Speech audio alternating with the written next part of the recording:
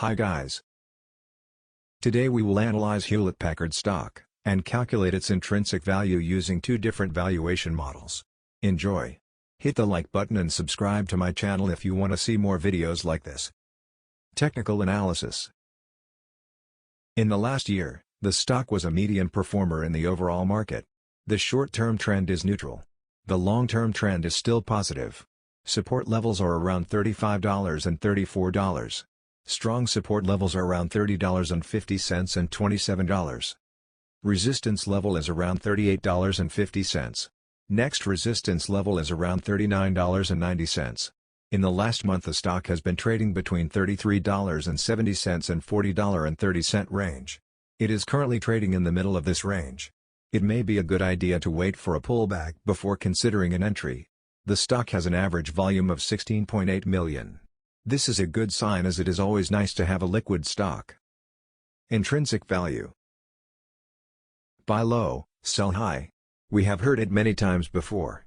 But how to know when it's low, and when it's high? The intrinsic value of a stock is its true value. It refers to what a stock is actually worth, even if some investors think it's worth a lot more than that amount. Intrinsic value is important, because it can help investors understand whether the cost of a stock is undervalued, or overvalued compared to the market value of the stock. Let's calculate the stock's intrinsic value. For more accurate results, we will use two different valuation models to calculate the intrinsic value of the stock. Discounted free cash flow model, using the formula below, then, valuation based on earnings per share, 5-year average P/E ratio and expected growth rate. First model, discounted free cash flow valuation. This spreadsheet contains some financial data that we will use for the stock valuation. We see that the average revenue growth rate of the stock has been around 6% per year, for last 5 years. We see that the average profit margin of the stock has been around 7% per year, for last 5 years. Also we see that the average free cash flow to net income rate of the stock has been around 107% per year, for last 5 years. And we expect 8% per year average stock market return. Now, let's consider 3 different scenarios for Hewlett-Packard Company: bad, average, and good. First scenario. HP will have bad performance in next 5 years, and we will use the following parameters in our calculation. Future revenue growth rate would be low, 2%. Future profit margin would be low, 5%. Future free cash flow to net income rate would be low, 80%. In this case, the fair value of the stock today would be $54. Second scenario. HP will have average performance in next 5 years, and we will use the following parameters in our calculation. Future revenue growth rate would be average, 3%. Future profit margin would be average, 6%. Future free cash flow to net income rate would be average, 85%. In this case, the fair value of the stock today would be $69. Third scenario. HP will have high performance in next 5 years, and we will use the following parameters in our calculation. Future revenue growth rate would be high, 4%. Future profit margin would be high, 7%. Future free cash flow to net income rate would be high, 90%. In this case, the fair value of the stock today would be $87. Second model. Valuation based on earnings per share. This spreadsheet contains another financial data that we will use for the stock valuation. The current earning per share price for the company is 5.62. Minimum rate of return. I will use 12%. Because when we invest in individual stocks, we are looking for a higher return than the S&P 500. For Hewlett-Packard, analysts forecast growth rate around 6% per year in next 5 years, and future P/E around 9. Again, I will use 3 different scenarios for HP Company: bad, average, and good. First scenario. HP will have bad performance in next 5 years, and we will use the following parameters in our calculation. Future growth rate would be low, 2%. Future P/E would be low, 8. In this case, the fair value of the stock today would be $19.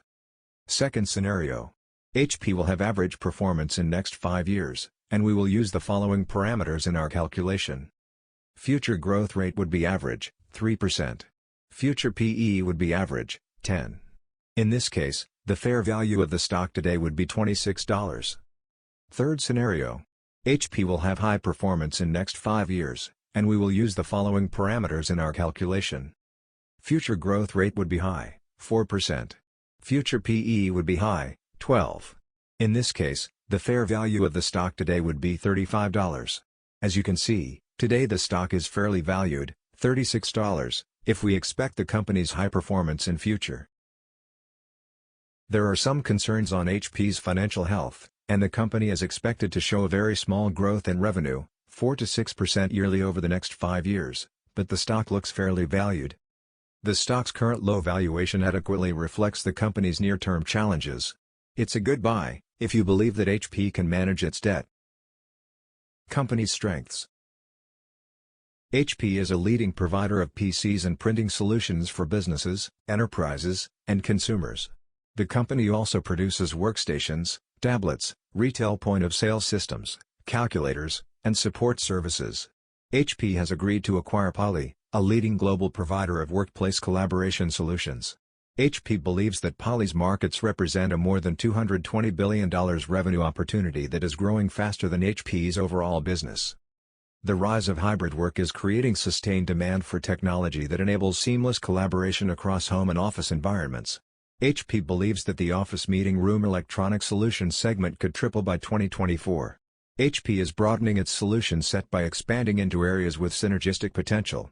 Past deals include HyperX, the market leader in gaming headsets, and Choose Packaging, which invented the only commercially available zero plastic paper bottle. HP is building up a strong backlog of orders. Once the component supply situation normalizes, unwinding the backlog should contribute to future sales and profits.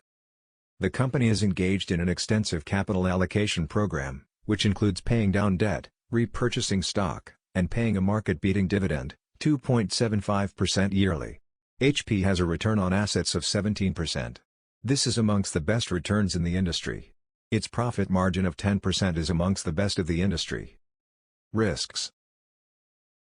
A main risk for HP is the possibility of a general economic downturn and a corresponding dip in PC and printer related to the pandemic.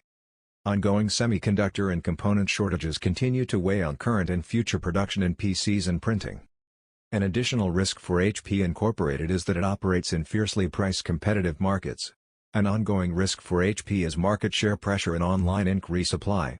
HP is addressing this challenge by moving customers toward MPS, managed print services, and better optimizing its online go-to-market business. HP may have some problems paying its short-term obligations. HP has negative shareholder equity, which is a more serious situation than a high debt level. HP is expected to show a small growth in earnings per share. In the coming 5 years, the EPS will grow by 8% yearly. The revenue is expected to grow only by 4 to 6% on average over the next 5 years. Thank you for watching. If you found this video helpful, please hit the like button and subscribe to my channel.